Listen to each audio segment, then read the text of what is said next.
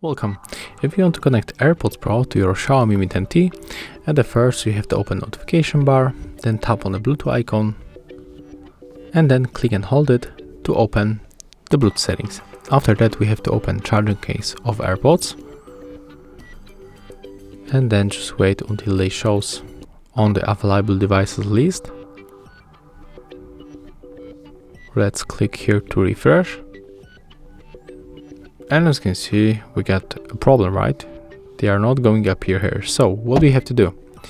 We have to click and hold this button at the back of the charging case until this LED is going to blink on the white color. So click and hold and then click here refresh.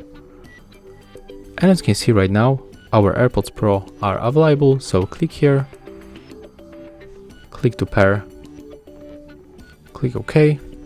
And as you can see right now they are connected, and we can easily adjust the settings of our AirPods. We can, for example, turn on the high quality audio here, and we can also put the AirPod to our ear and just enjoy and listen to videos, listen to music or watch the videos.